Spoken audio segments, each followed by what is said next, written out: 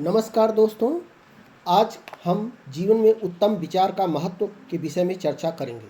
जो हमारे चैनल को अभी तक लाइक सब्सक्राइब नहीं किए हैं वो कृपया लाइक और सब्सक्राइब कर लें। विचारों की अदला बदली, अंग्रेजी में पहले फिर हम हिंदी में उसको ट्रांसफ़र करेंगे। Exchange of ideas.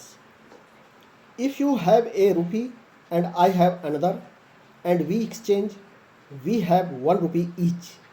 If you have a better idea and I have another and we exchange, we have 2 better ideas each.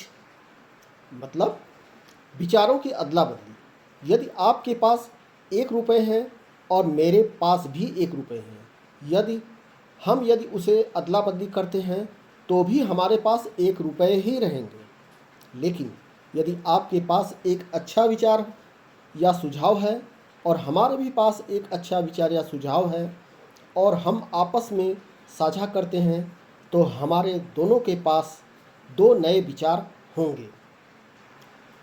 मित्रों, जीवन के कार्य पद्धति में मर्फी का नियम अति महत्वपूर्ण माना गया है।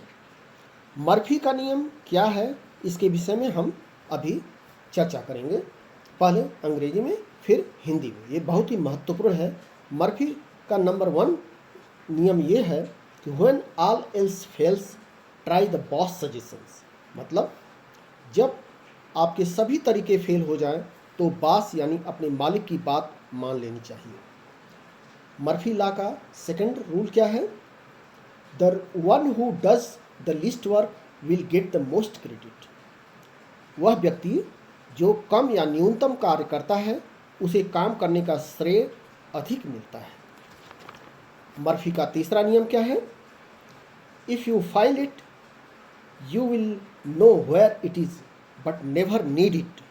If you don't find it you will need it but never know where it is. यदि आप किसी कागज़ या वस्तु को सजो कर रखते हो तो आपको पता रहता है कि वह कागज़ या वस्तु कहाँ पर है, लेकिन आपको इसकी आवश्यकता नहीं पड़ती। किंतु उस कागज़ या वस्तु को आपने संभाल कर नहीं रखा या आपने खो दिया तो उसकी आपको अति आवश्यकता पड़ेगी और आपको यह पता नहीं रहेगा कि उसे कहाँ पर रखा है। As soon as you sit down to have a cup of coffee, your boss will ask you to do something which will last until the coffee gets cold. When it gets to be your turn, they change the rules.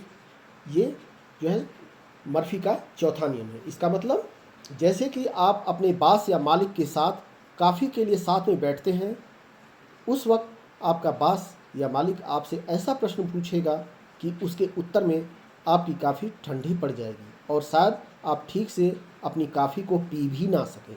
लेकिन जब आपका समय boss बनने का आता है तो वे नियम को बदल देते हैं। मर्फी का पांचवा नियम है कि try never to pacify someone at the height of his rage. कभी भी किसी को अनावश्यक क्रोध दिलाकर आनंद ना लें, यानी कभी भी किसी को उसके क्रोध की चरम सीमा पर शांत करने का प्रयास न करें। इसका ये 5 मर्फी के नियम हैं जो कि जीवन में बहुत महत्वपूर्ण हैं। और धन्यवाद।